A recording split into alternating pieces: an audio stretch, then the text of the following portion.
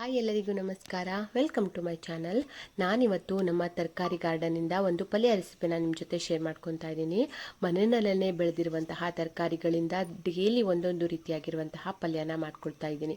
ಹಾಗಾಗಿ ಇವತ್ತಿಂದನೇ ನಾನು ಡೈಲಿ ಒಂದೊಂದು ರೀತಿಯಾಗಿರುವಂತಹ ಪಲ್ಯ ರೆಸಿಪಿನ ನಿಮ್ಮ ಜೊತೆ ಶೇರ್ ಮಾಡ್ಕೊಳ್ಳೋಣ ಅಂತ ಅಂದ್ಕೊಂಡಿದ್ದೀನಿ. ಹಾಗೆ ಮನೆಯಲ್ಲೇ ನಾವು ಈ ರೀತಿಯಾಗಿ ಫ್ರೆಶ್ ಆಗಿ ತರಕಾರಿಗಳನ್ನು ಬೆಳ್ಕೊಂಡ್ಬಿಟ್ರೆ ಹೊರಗಡೆಯಿಂದ ಕೆಮಿಕಲ್ ಹಾಕಿರುವಂತಹ ತರಕಾರಿ ಸೊಪ್ಪುಗಳನ್ನು ತರೋ ಅವಶ್ಯಕತೆನೇ ಇಲ್ಲ. ತುಂಬಾ ಚೆನ್ನಾಗಿ ಸಾವಯವವಾಗಿ ನಾವು ಈ ತರಕಾರಿಗಳನ್ನು ಬೆಳ್ಕೊಳ್ಬೋದು. ಯಾವುದೇ ರೀತಿಯಾಗಿರುವಂತಹ ಕೆಮಿಕಲನ್ನು ಹಾಕೋ ಅವಶ್ಯಕತೆ ಇಲ್ಲ. ನಾನು ಯಾವ ರೀತಿಯಾಗಿ ಸೊಪ್ಪು ತರಕಾರಿಗಳನ್ನು ಬೆಳ್ಕೊಂಡಿದ್ದೀನಿ, ಯಾವ ರೀತಿಯಾಗಿ ಬೀಜ ಹಾಕಿದ್ದೀನಿ ಅಂತ ನಾನು ಈಗಾಗಲೇ ವಿಡಿಯೋನ ಮಾಡಿ ಹಾಕಿದ್ದೀನಿ. ಯಾರಾದರೂ ನೋಡಿಲ್ಲ ಅಂದರೆ ಒಂದ್ಸರಿ ಚೆಕ್ ಮಾಡ್ಕೊಳ್ಳಿ. ತುಂಬಾ ಆರೋಗ್ಯಕರವಾಗಿ ನಾವು ಈ ರೀತಿಯಾಗಿ ಸೊಪ್ಪುಗಳನ್ನು ಬೆಳ್ಕೊಳ್ಬೋದು. ಸುಮಾರು 3 ತಿಂಗಳವರೆಗೂ ಕೂಡ ನಾವು ಇದನ್ನ ಬಳಸ್ಕೊಳ್ಬೋದು. ತುಂಬ ಚೆನ್ನಾಗಿ ಬರುತ್ತೆ. ಚಿಕ್ಕದಾಗಿ ಗಡ್ಡೆ ಸ್ಟಾರ್ಟ್ ಆಗುತ್ತೆ ಈ ಮೂಲಂಗಿ ಅಂತೂ. ಅಂದರೆ ಗಡ್ಡೆ ಶುರುವಾಗೋಕ್ಕಿಂತ ಮೊದಲೇ ನಾವು ಈ ರೀತಿಯಾಗಿ ಕಿತ್ಕೊಂಡು ಪಲ್ಯ ಮಾಡ್ಕೊಳ್ಬೋದು. ತುಂಬಾ ಚೆನ್ನಾಗಿರುತ್ತೆ, ಹಾಗೆ ತುಂಬ ಫ್ರೆಶ್ ಕೂಡ ಆಗಿರುತ್ತೆ. ಹಾಗೆ ನಾನಿವತ್ತು ಮೂಲಂಗಿ ಸೊಪ್ಪನ್ನು ಈ ರೀತಿಯಾಗಿ ಕಿತ್ಕೊಳ್ತಾ ಇದ್ದೀನಿ. ತುಂಬ ಗಡ್ಡೆಗಳೇನು ಬಿಟ್ಟಿರಲಿಲ್ಲ, ಜಸ್ಟ್ ಒಂದು ಚಿಕ್ಕ ಗಡ್ಡೆಗಳಾಗಿತ್ತು ಅಷ್ಟೇ.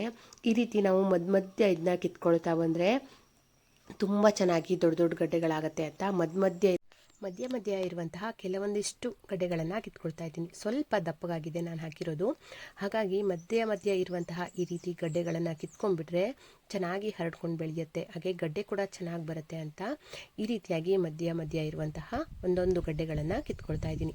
ಹಾಗೆ ಸೊಪ್ಪು ನೋಡ್ಬೋದು ಎಷ್ಟು ಚೆನ್ನಾಗಿ ಫ್ರೆಶ್ ಆಗಿದೆ ಅಂತ, ತುಂಬಾ ಚೆನ್ನಾಗಿದೆ. ಹಾಗೆ ಈ ರೀತಿ ನಾವು ತುಂಬ ಜಾಸ್ತಿ ದೊಡ್ಡ ಗಡ್ಡೆ ಆಗೋಕ್ಕಿಂತ ಮೊದಲೇ ಈ ರೀತಿ ಸೊಪ್ಪಿನ ಪಲ್ಯ ಮಾಡಿಕೊಂಡ್ರೆ ತುಂಬಾ ಚೆನ್ನಾಗಿರುತ್ತೆ. ಹಾಗೆ ಮೂಲಂಗಿ ಸೊಪ್ಪು ಆರೋಗ್ಯಕ್ಕೂ ಕೂಡ ತುಂಬಾ ಒಳ್ಳೆಯದು. ಸೊಪ್ಪನ್ನು ತಂದು ಈ ರೀತಿಯಾಗಿ ಸ್ವಲ್ಪ ಕ್ಲೀನ್ ಮಾಡ್ಕೊಳ್ತೀನಿ. ಅಂದರೆ ಹುಳ ಏನಾದರೂ ಇದೆಯಾ ಅಂತ ಒಂದ್ಸರಿ ಚೆಕ್ ಮಾಡಿಕೊಂಡು ಅದನ್ನು ಈ ರೀತಿಯಾಗಿ ಒಂದು 3 ರಿಂದ 4 ಸರಿ ತೊಳ್ಕೊಳ್ಬೇಕು.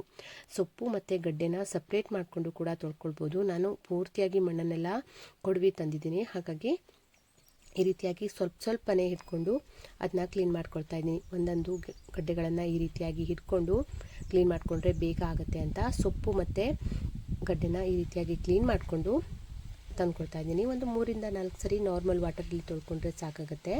ನಾನೇನು ಇದಕ್ಕೆ ಉಪ್ಪು ಅರಿಶಿನ ಏನು ಹಾಕ್ಕೊಂಡೆಲ್ಲ ತೊಳ್ಕೊಂಡಿಲ್ಲ. ಮತ್ತು ನಾನು ಇದಕ್ಕೆ ಯಾವುದೇ ರೀತಿಯಾಗಿರುವಂತಹ ಕೆಮಿಕಲ್ನ ಬಳಸಿಲ್ಲದೆ ಇರೋದ್ರಿಂದ ಈ ರೀತಿ ನಾರ್ಮಲ್ ವಾಟರಲ್ಲಿ ಈ ರೀತಿ 3 ರಿಂದ 4 ಸರಿ ತೊಳ್ಕೊಳ್ತಾ ಇದ್ದೀನಿ. ಹಾಗೆ ಚೆನ್ನಾಗಿ ತೊಳೆದಿಟ್ಕೊಂಡು ಇದನ್ನ ಕಟ್ ಮಾಡ್ಕೊಳ್ತೀನಿ. ನಮಗೆ ಪಲ್ಯಕ್ಕೆ ಯಾವ ಸೈಜಲ್ಲಿ ಬೇಕೋ ಆ ಸೈಜಲ್ಲಿ ಇದನ್ನ ಕಟ್ ಮಾಡ್ಕೊಳ್ತಾ ಇದ್ದೀನಿ. ಇದರಿಂದ ಕೋಸಂಬರಿ ಕೂಡ ಮಾಡ್ಕೊಳ್ಬೋದು, ತುಂಬಾ ಚೆನ್ನಾಗಿರುತ್ತೆ. ಗಡ್ಡೆಗಳು ಚಿಕ್ಕದಾಗಿರೋದ್ರಿಂದ ಕೋಸಂಬರಿಗಂತೂ ತುಂಬಾ ಸಖತ್ತಾಗಿರುತ್ತೆ. ಹಾಗೆ ದೋಸೆ, ಅನ್ನ, ಚಪಾತಿ ಯಾವುದ್ರ ಜೊತೆಗಾದರೂ ತಿನ್ಬೋದು. ಇದ್ರ ಪಲ್ಯ ತುಂಬಾ ಚೆನ್ನಾಗಿರುತ್ತೆ. ನೋಡಿ ಈ ರೀತಿಯಾಗಿ ಚಿಕ್ಕದಾಗಿ ಕಟ್ ಮಾಡ್ಕೊಳ್ತಾ ಇದ್ದೀನಿ. ಹಾಗೆ ವಾರದಲ್ಲಿ ಒಂದು ಸರಿನಾದರೂ ಈ ರೀತಿಯಾಗಿ ನಾವು ಮೂಲಂಗಿ ಸೊಪ್ಪಿನ ಪಲ್ಯ ಎಲ್ಲ ತಿನ್ನೋದ್ರಿಂದ ನಮ್ಮ ಕಣ್ಣಿಗೂ ಕೂಡ ತುಂಬಾ ಒಳ್ಳೆಯದು. ಹಾಗೆ ಮಕ್ಕಳಿಗೂ ಕೂಡ ಸ್ಕೂಲಿಗೆಲ್ಲ ಮಾಡಿ ಕೊಟ್ಟು ಕಳಿಸ್ಬೋದು. ಅವರ ಆರೋಗ್ಯಕ್ಕೂ ಕೂಡ ತುಂಬಾ ಒಳ್ಳೆಯದಾಗುತ್ತೆ. ಈ ರೀತಿಯಾಗಿ ನಾವು ಸಿಂಪಲ್ಲಾಗಿ ಮನೆಯಲ್ಲೇ ಬೆಳ್ಕೊಂಡು ಮಕ್ಕಳಿಗೆ ಪಲ್ಯ ಎಲ್ಲ ಮಾಡಿಕೊಟ್ರೆ ಅವರ ಆರೋಗ್ಯ ಕೂಡ ಚೆನ್ನಾಗಿರುತ್ತೆ. ಹಾಗೆ ನಮ್ಮ ಕುಟುಂಬದ ಆರೋಗ್ಯ ಕೂಡ ತುಂಬಾ ಚೆನ್ನಾಗಿರುತ್ತೆ.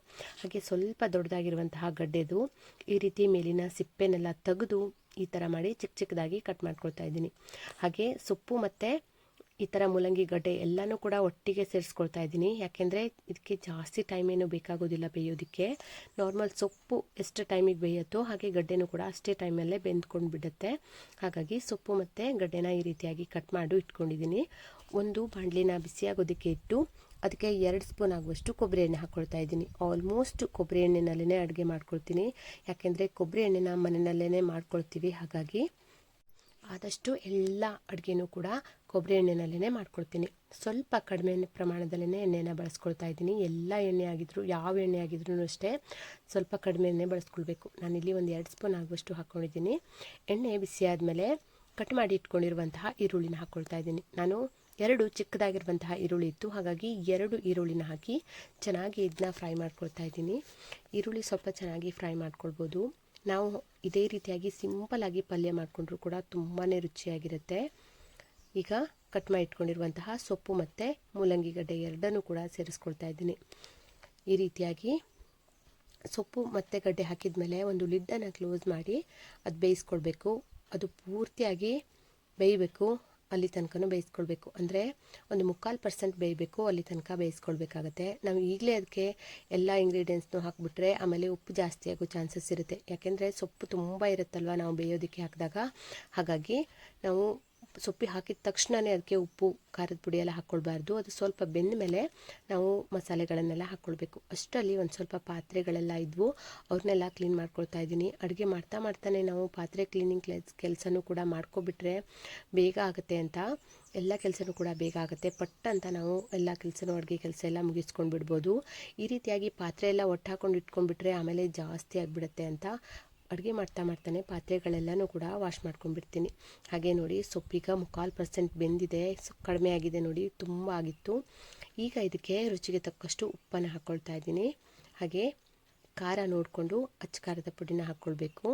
ಹಾಗಾಗಿ ಉಪ್ಪು ಹಾಕಿದ ಮೇಲೆ ಒಂದ್ಸರಿ ಚೆನ್ನಾಗಿ ಮಿಕ್ಸ್ ಮಾಡ್ಕೊಳ್ತಾ ಇದ್ದೀನಿ ಈ ರೀತಿಯಾಗಿ. ಮತ್ತು ಎಕ್ಸ್ಟ್ರಾ ನೀರು ಹಾಕೋ ಅವಶ್ಯಕತೆಯೇ ಇಲ್ಲ. ಈ ಸೊಪ್ಪಿನ ಪಲ್ಯಕ್ಕೆಲ್ಲ ತಾನಾಗೇ ನೀರು ಬಿಟ್ಕೊಳ್ಳುತ್ತೆ. ಅದು ಎಷ್ಟು ನೀರು ಬಿಟ್ಕೊಳ್ಳುತ್ತಲ್ವ ಅಷ್ಟರಲ್ಲೇ ಸೊಪ್ಪಿನ ಪಲ್ಯ ಬೇಯಬೇಕು. ಮತ್ತು ನಾವು ನೀರು ಹಾಕಿ ಸೊಪ್ಪಿನ ಪಲ್ಯಕ್ಕೆಲ್ಲ ಬೇಯಿಸ್ಕೊಳ್ಬಾರ್ದು, ಅದು ಹೆಲ್ತಿಗೆ ಒಳ್ಳೆಯದಲ್ಲ. ಹಾಗಾಗಿ ಸೊಪ್ಪಿನಲ್ಲಿ ಎಷ್ಟು ನೀರಿನ ಅಂಶ ಇದೆಯಲ್ವ ಅದರಲ್ಲಷ್ಟೇ ನಾನು ಬೇಯಿಸ್ಕೊಳ್ತೀನಿ. ಈಗ ಇದಕ್ಕೆ ಅಚ್ಚ ಖಾರದ ಪುಡಿನ ಹಾಕ್ಕೊಳ್ತಾ ಇದ್ದೀನಿ. ಖಾರ ಎಷ್ಟು ಬೇಕು ಅಂತ ನೋಡಿಕೊಂಡು ಸೇರಿಸ್ಕೊಳ್ಬೋದು. ನಾನಿಲ್ಲಿ 2 ಟೀ ಸ್ಪೂನ್ ಆಗುವಷ್ಟು ಅಚ್ಚ ಖಾರದ ಪುಡಿನ ಹಾಕ್ಕೊಂಡಿದ್ದೀನಿ.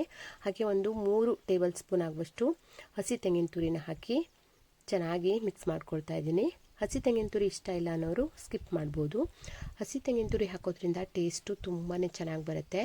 ಹಾಗಾಗಿ ನಾನು ಹಸಿ ತೆಂಗಿನ ತುರಿನ ಹಾಕಿ ಚೆನ್ನಾಗಿ ಈ ರೀತಿಯಾಗಿ ಮಿಕ್ಸ್ ಮಾಡಿಕೊಂಡು ಇನ್ನೊಂದು 1/4% ಬೇಯಬೇಕು, ಅದನ್ನ ಬೇಯಿಸ್ಕೊಳ್ತಾ ಇದ್ದೀನಿ. ನೋಡಿ ಈ ರೀತಿಯಾಗಿ ಮಿಕ್ಸ್ ಮಾಡಿಕೊಂಡು ಒಂದು ಲಿಡ್ಡನ್ನು ಕ್ಲೋಸ್ ಮಾಡಿಕೊಂಡು ಈಗ ಸ್ವಲ್ಪ ನೀರು ಆರೋ ತನಕ ಬೇಯಿಸ್ಕೊಳ್ತಾ ಇದ್ದೀನಿ. ನೋಡಿ ಎಷ್ಟಾಗಿದೆ ಪಲ್ಯ ಅಂತ. ಒಂದು ಪಾತ್ರೆ ತುಂಬ ಸೊಪ್ಪಿನ ರೆಡಿಯಾಗಿತ್ತು, ಆದರೆ ಬೆಂದ ಮೇಲೆ ಇಷ್ಟಾಗಿದೆ.